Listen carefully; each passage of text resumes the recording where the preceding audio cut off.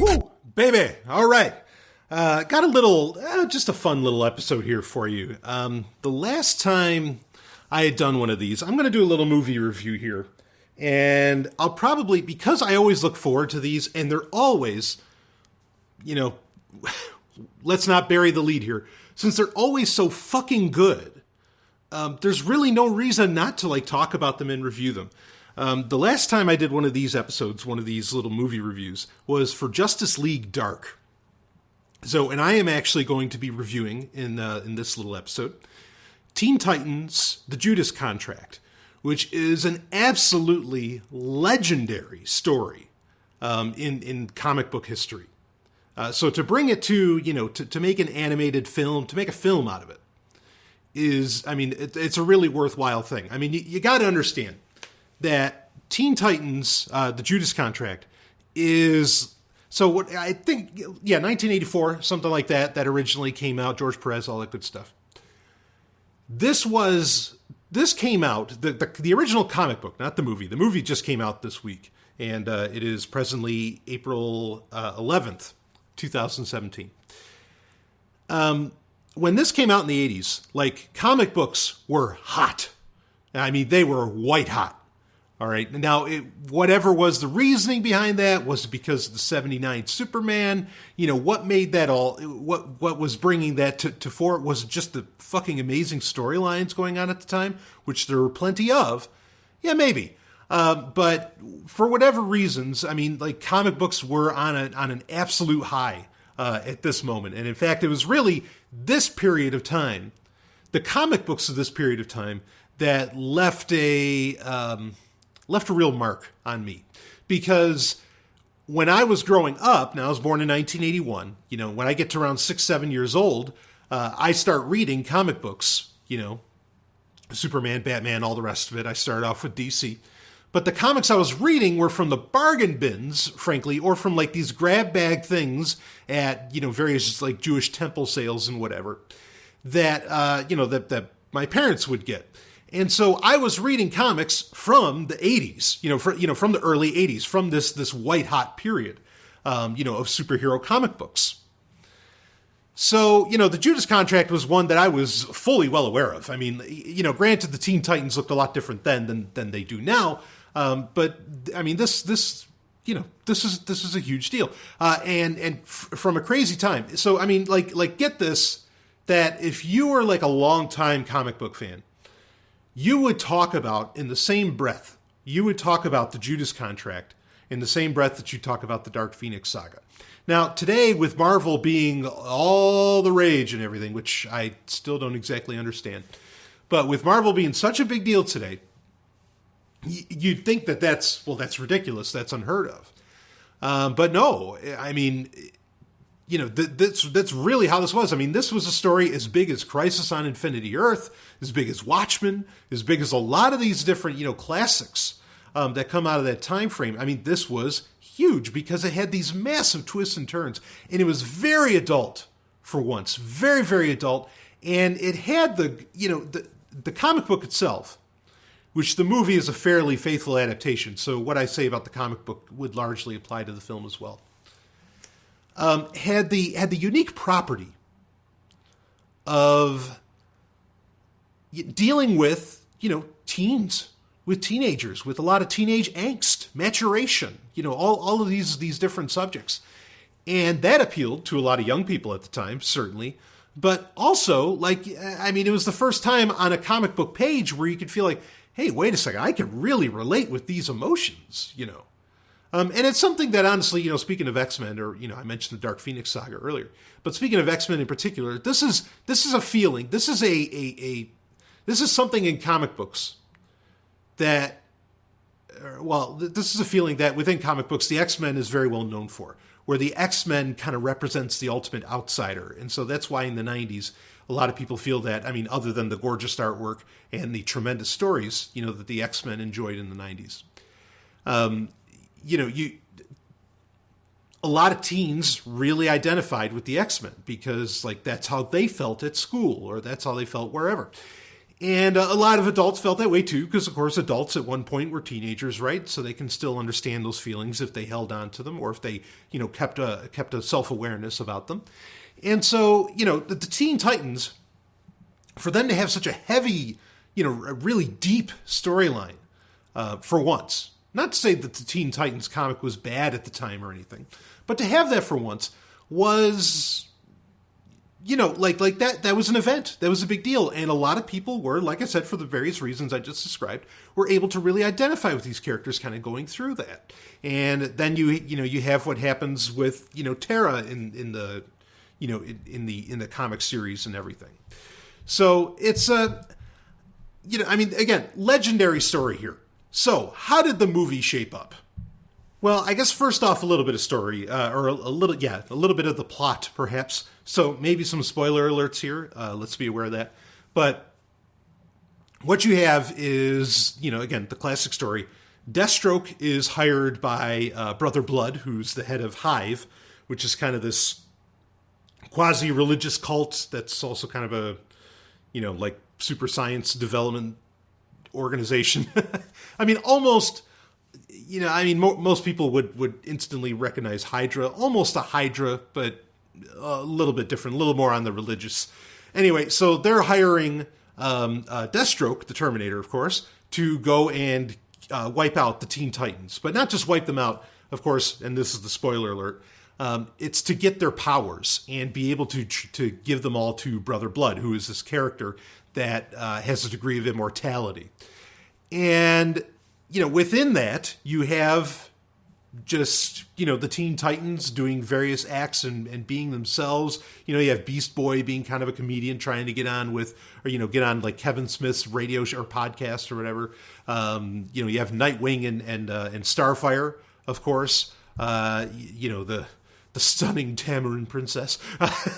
Starfire is one of those characters, like probably...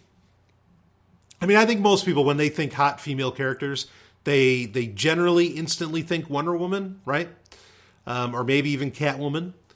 But, when compared, like in comparison to Marvel, and I think for whatever reason, I feel like more people are familiar with Marvel characters than they are DC characters. Is it because of the movies? The popular run of the movies, I guess? I don't know.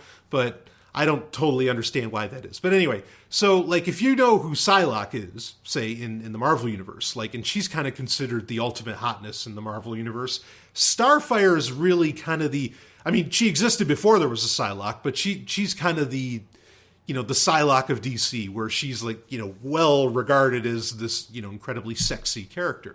And she's alien, she's orange. Not like Trump. She's like a real orange, has green eyes, long hair, all that stuff. Has the power of flight and everything, kind of a weaker version of Superman to some degree.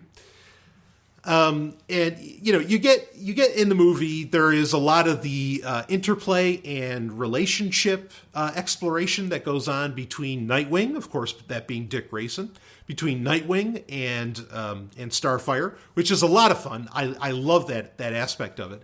It's important to bring up that one of the key differences here for the movie of the Judas Contract as compared to the comic book is that this movie has Robin in it as well as Nightwing, as to where in the original comic it was pretty much just it was just Nightwing, because Dick Grayson had recently kind of become that. At the time, was he Robin? At the time, I think he was actually he was still kind of Robin with the whole Teen Titans thing. But anyway, because there's a point where Nightwing like has this really wild like see-through like this transparent collar that goes up like half his head.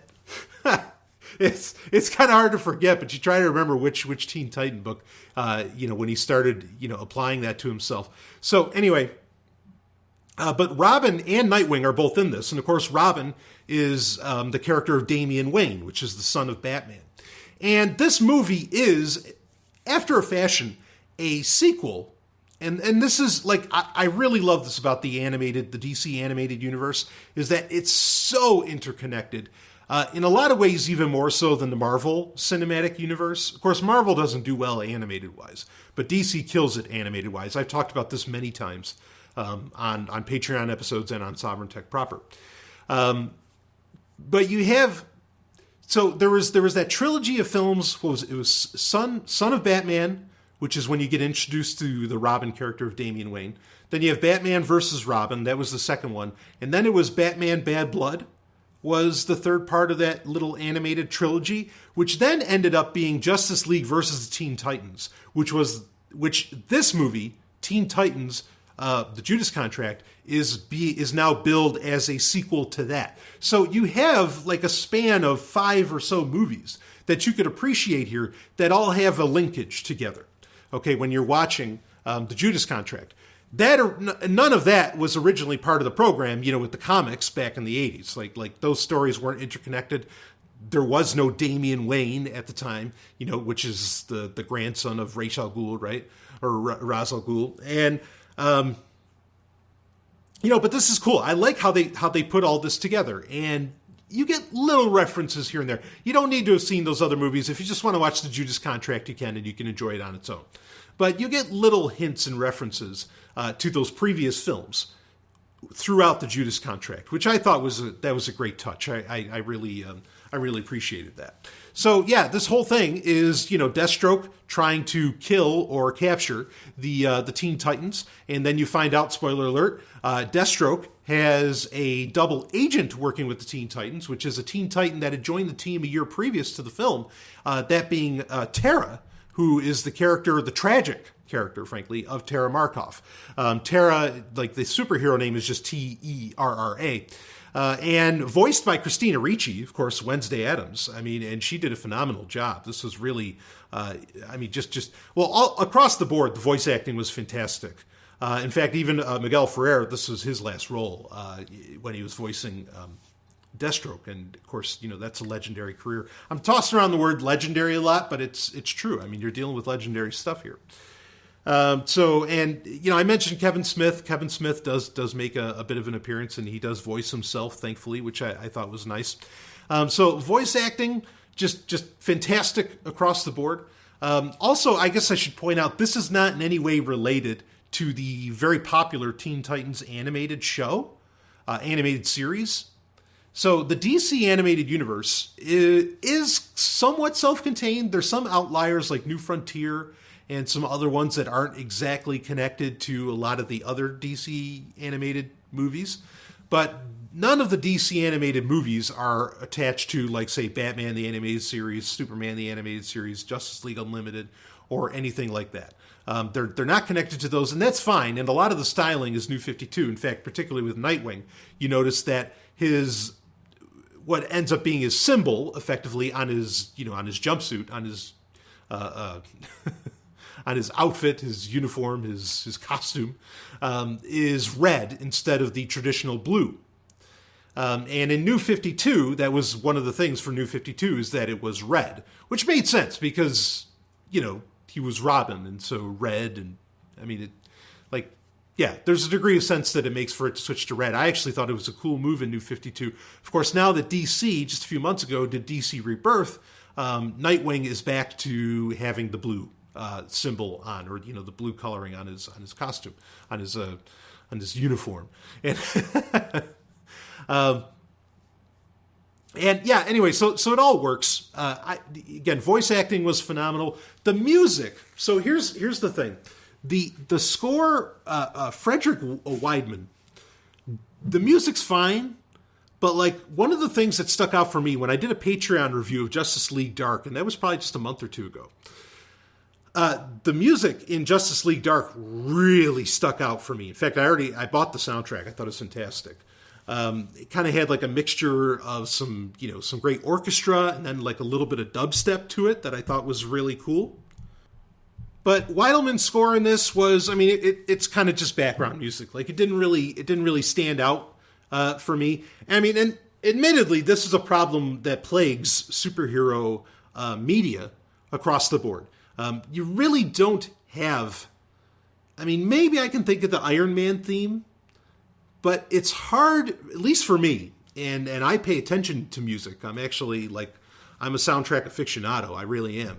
I'm not a dilettante. I am a full-on aficionado of soundtracks. I mean, like you have, everybody remembers the classic, John Williams Superman score from '79. Most people remember, Danny Elfman's work with Batman. There's a lot of those like really strong cues, but like it seems like today there's so many superhero movies, but you can barely remember a theme from any of them. Outside of DC, really, because of course Hans Zimmer's work with Man of Steel was incredible. One of the greatest themes of all time, in my opinion. I mean, just pure adrenaline. So, yeah, I mean, I can remember Iron Man's theme well enough, but the bulk of them, it's just all background music. So that's something that's true for superhero movies across the board, which is a shame because that used to be one of like the really exciting things, at least for me as a kid. Like that's the thing that I always wanted. It's like, yeah, I want to hear John Williams, Superman theme playing. I want to hear the Danny Elfman score, for Batman. I want to hear all the stuff, and you really don't get that anymore. Even the later Batman films, he still had amazing music you could remember. Or like Hans Zimmer's work with Batman was with Christopher Nolan's Batman was fantastic. So that's just it kind of sucked that the music wasn't there. So anyway, back to the story a little bit. Tara, as I said, ends up being this character that is actually a double agent working for Deathstroke, and she does kind of the heel turn where she's the one that helps entrap the Teen Titans and gets them to Brother Blood, but then of course she kind of has a change of heart and blah blah blah, and and that's pretty much the plot. But within all of that, I was really impressed at just how much romantic love and relationships were really explored in this, and some of it was heavily added. Like a lot of the scenes between Starfire and Nightwing were not part of the original comic, and yet here they are in this. I thought that like the Tara and Beast Boy relationship that was kind of developing, that was, it was kind of there, but not so explicit as it was in this, and it felt right. I know a lot of people complained. A lot of people complained about with Batman: The Killing Joke, the animated movie that was made for that, which I thought was fantastic, and I reviewed on a Patreon Q&A. It was like one of the first ones. It was one of the first Patreon Q&As that I did that. I reviewed that movie on. A lot of people said that adding in the sex, or the relationship, I should say, not the sex, but just there was sex. That was part of the problem for a lot of people in that. But adding in the relationship, shoehorning the relationship stuff, the romantic aspects into The Killing Joke, they thought that it demeaned the character of Batgirl. Now, I debunked that whole notion and called bullshit on the whole thing.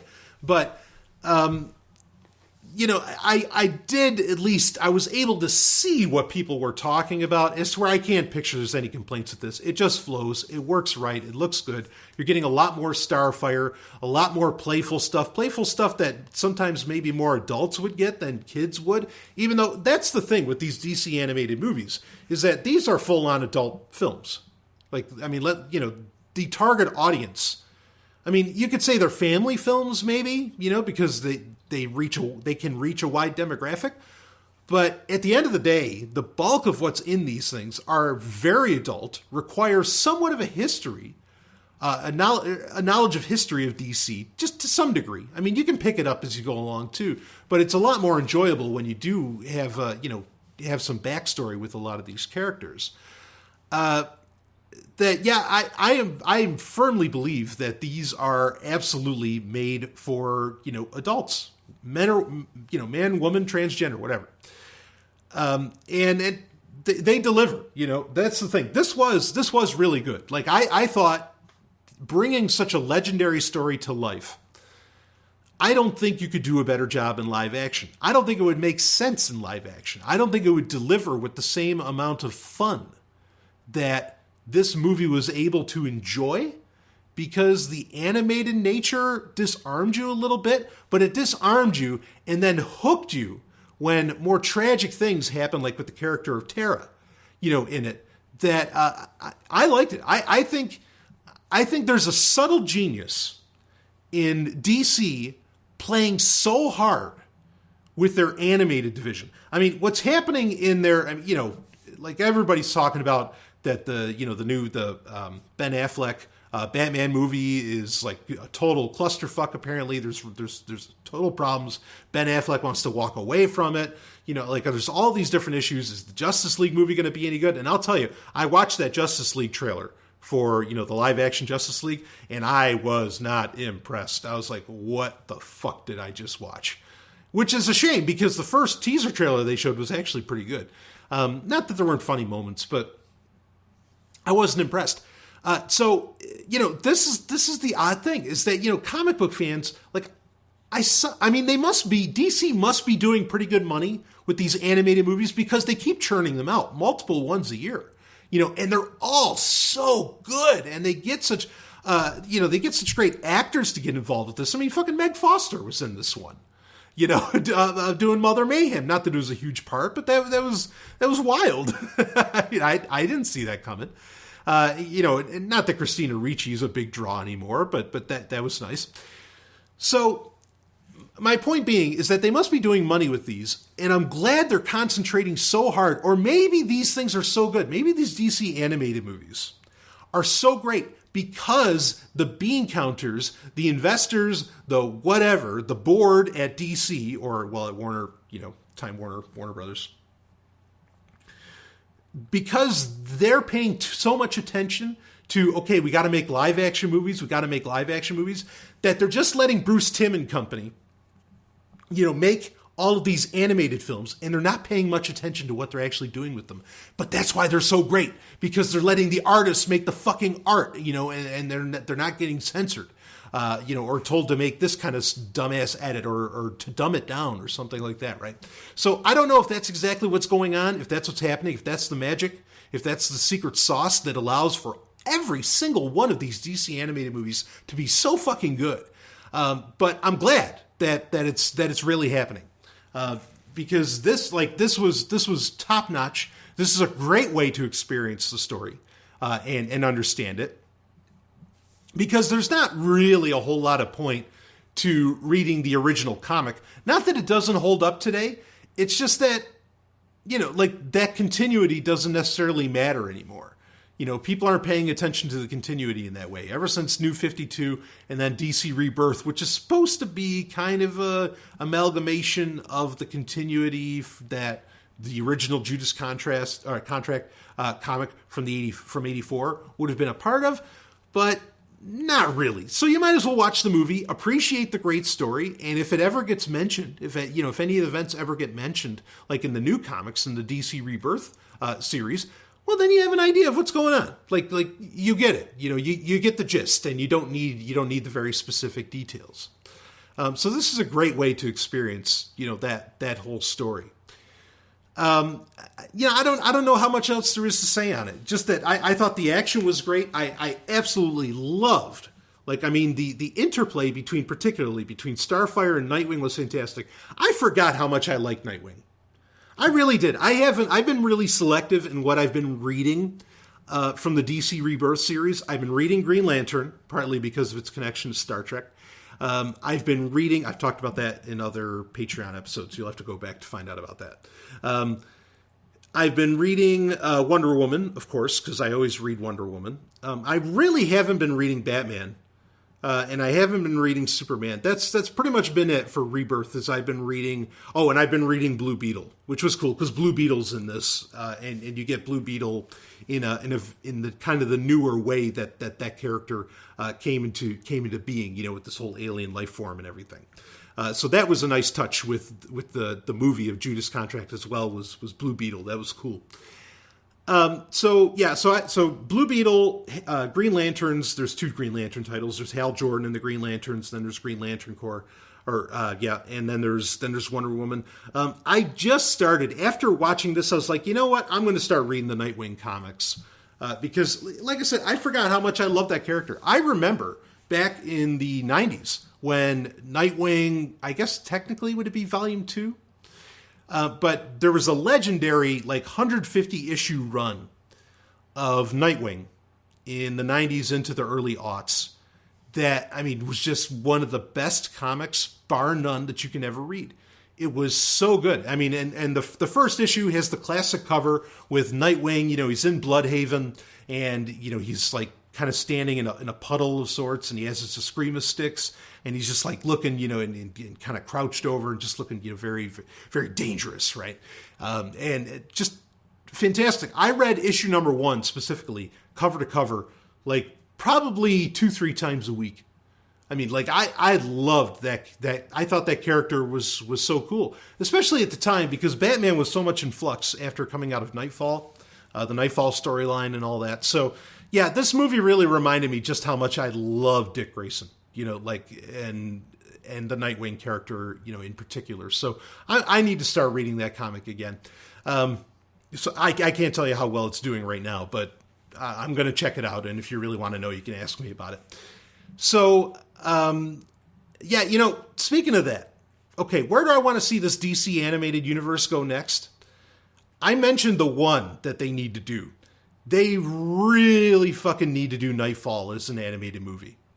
Like that, bring in Asbat, Bane, the whole thing. Do it right.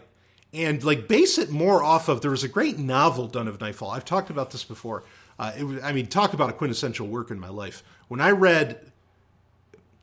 you get into Batman's head, there's very rare books that do this, where you have such a tremendous character that is your tapestry in a novel, okay? Which a novel uniquely gets to explore to a depth that no movie, no comic book, no game, no other form of media can really explore. Novels are unique in their ability to reach the very deepest depths of a character or of a story or of a human condition. And when you read Nightfall, the novelization, not the trade paperback, not the graphic novel, the full-on text novelization.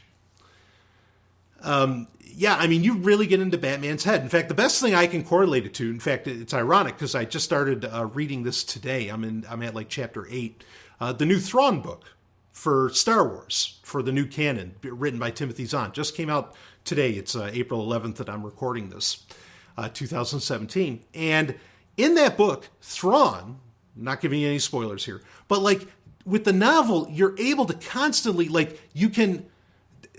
Timothy Zahn does this neat literary trick where he is describing events that are happening. The book is third person, okay, which is the best way to do a novel, in my opinion, where it's third person past, like it's describing events that happen.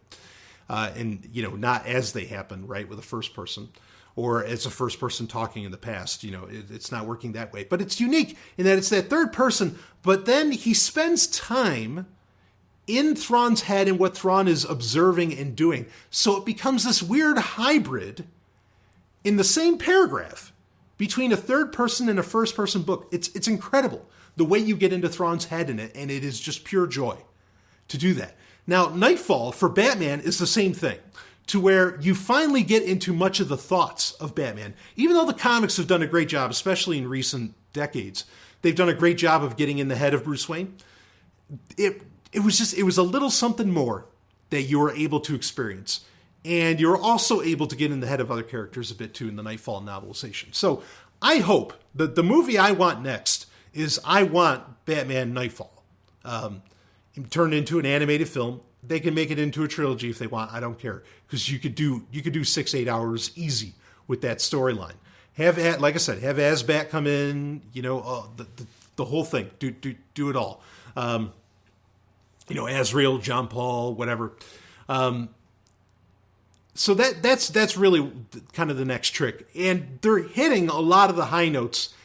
And while there's a lot of great storylines in DC's history, they're running out of the big ones that I think are really worthy of a major film. Nightfall is one of those ones that needs to happen.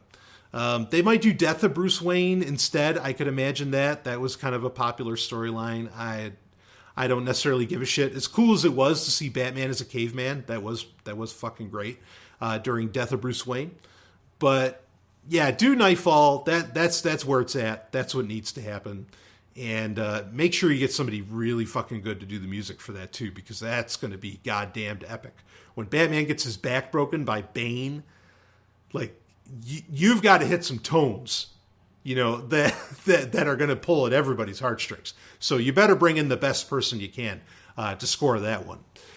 So anyway, so Teen Titans, The Judas Contract, 9 out of 10, definitely recommend it. I'd do it again. I'd watch it again. It's that good. Lot of fun. Really cool, again, to see Starfire kind of come to life, as it were. Not that you didn't get to see that before, but the movie sort of starts off with her, and I think that's good because it sets her up as being kind of a focal point in a lot of ways. And she very much is in this, even though, the big drama happens with the character of Tara. But I really appreciated that they concentrated on her.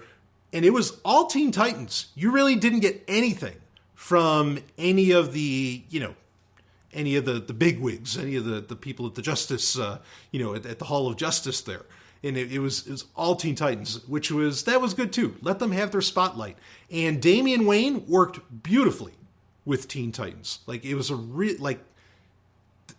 the interplay of the characters with Damian Wayne as Robin was just fantastic. I mean, like, it really worked. That character is a lot of fun. And at some point, I know they're so big, and I love this too. Here's another quick hope, and then I'm going to wrap this up. I love the character of Terry McGinnis, from Batman Beyond. I mean, I love that character. I love that comic. I love the soundtrack. I love everything about Batman Beyond, except for the video game of Return of the Joker. Don't ask.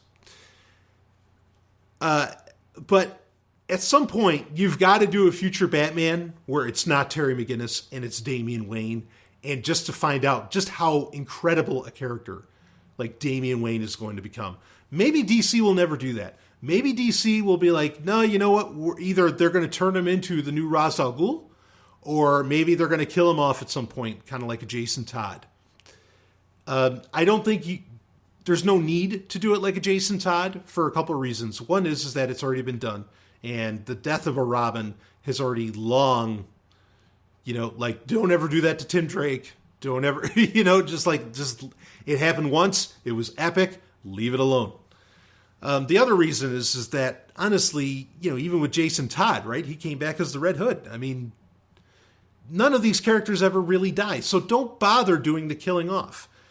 You can do the thing where he becomes the new, Ra's al Ghul, League of Shadows, all that. That'd be all right. But I think the best thing would be to one day see him let Dick Grayson stay as Nightwing forever. But have Damian finally become Batman. Show what that Batman is like, because I think it would be epic as shit. I think it'd be amazing. It'd be such a cool character. And explore, make him a little more human as he gets older, and explore how he was able, how he grew up to finally act like a quasi-normal human being. I mean, I think it'd be fascinating. So anyway, that's enough. Teen Titans Judas Contract, like I said, check it out. Definitely worth a watch. Not a long, it's actually one of the longer ones as far as the animated movies go. I think it checked in at about an hour and a half, but that's because it had a huge storyline really to cover. And it did it so well. And there was so much to enjoy about this, and just a lot of fun. And at the same time, had a lot of great depth, even if you already know the story. It's really worth checking out. So anyway, that's enough of that. Got other content coming out this week. I'm appearing on a bunch of different podcasts this week that I'll be releasing episodes for that on Patreon as well. And of course, you'll get your Wednesday Q&A. New Sex and Science Hour coming up. Actually, we're about to hit the season finale for Sex and Science Hour. So that's something to keep in mind. And of course, got a Dynamite Sovereign Tech already lined up. We're going to be covering all kinds of stuff. If you didn't hear the clip at the end of episode 220, was it 220? Just this past week's episode. I mentioned that I was aware of the supposed Shadow Brokers, not League of Shadows, the Shadow Brokers leak of NSA tools and all that. That's something I've been following, looking into, etc. So we will definitely be talking about that this week. The other thing, real quick, and I'll mention this on other episodes as well, there is a poll running. When you go to Patreon, there is a poll for you to pick who is the top Sovereign Tech lady, in the Sovereign Tech universe. And you know what I'm talking about. Pixel, Dr. Goldblossom, even Stephanie herself, Natalia Rambova, Valeria, all the different ladies. You can vote. Jane Smith, of course. You can vote on all of them. Right now, I think Pixel was holding the lead for a while. Then Dr. Goldblossom took the lead, and right now it's neck and neck between Pixel and Dr. Goldblossom. So you can cast your vote. Just go to patreon.com. You'll see the poll. It'll be one of the first posts there. Just scroll down a little bit if you don't see it, and take part in that. So anyway, just a lot, and it's totally for fun. Well, you can read the description on it. All right, woo, that's it. My review: Teen Titans Judas Contract, fantastic. Check it out. Got more reviews coming. Boy, we got Fast and Furious 8 coming out this weekend. I'll be reviewing that. We've got Shin Godzilla. We've got that coming out, or that's out. I have it. I've seen it. I'm going to review that coming up. So lots to go over as far as reviews, and I know you enjoy them. And then, of course, we got a lot of other content covering a bunch of different bases. So I'll see you on the other side.